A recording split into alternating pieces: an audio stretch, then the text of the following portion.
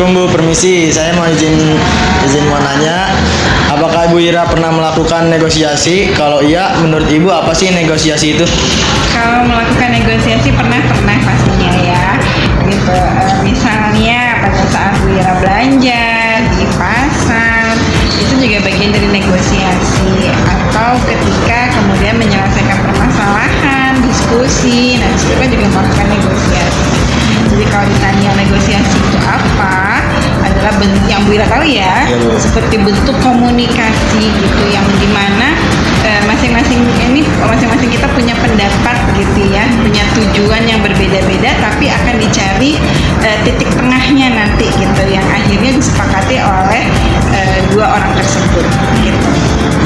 Yang kedua, apakah Ibu berkenan jika Ibu menceritakan pengalaman negosiasi yang Ibu lakukan? Negosiasi apa yang Ibu lakukan? Apa ya, misalnya ketika ada permasalahan dengan siswa gitu ya. Kan kalau kayak gitu kan berarti kita harus menanyakan dulu kenapa kamu melakukan kesalahan itu.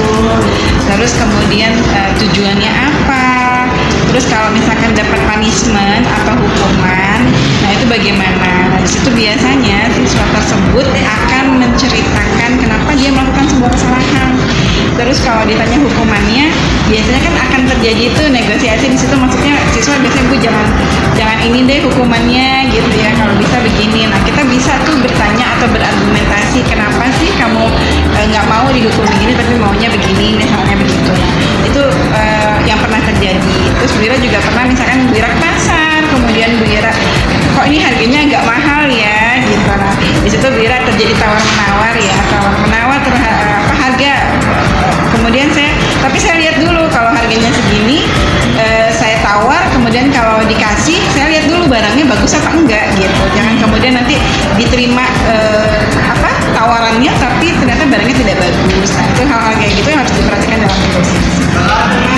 Yang ketiga, menurut Ibu apa saja hambatan dalam bernegosiasi, Bu?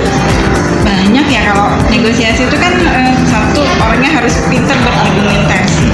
Yang kedua harus tahu kenapa dia mempertahankan pendapatnya gitu kan. Berarti kalau negosiasi itu kan masing-masing punya pendapat ya, masing-masing punya pemikiran yang harus sama-sama diperjuangkan gitu loh. Nah berarti kan hambatannya ya harus pintar bicara ya, kan harus pintar komunikasi untuk mengungkapkan apa yang dia pikirkan, apa yang dia rasakan, untuk supaya temennya atau lawan negosiasinya bisa mengerti apa yang dia mau. Yang keempat, gimana sih tips dan triks agar bisa bernegosiasi?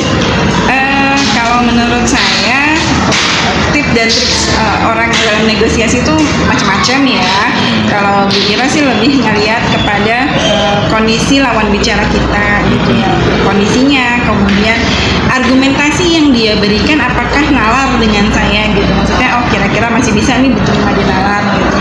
Ya kalau memang masih bisa, ya bisa kita bicarakan atau bisa kita putuskan tengah-tengahnya seperti apa. Supaya apa? Supaya tidak negosiasi itu tidak berjalan lebih alot. Jadi masing-masing kita mencoba saling memahami argumentasi yang diberikan oleh masing-masing gitu.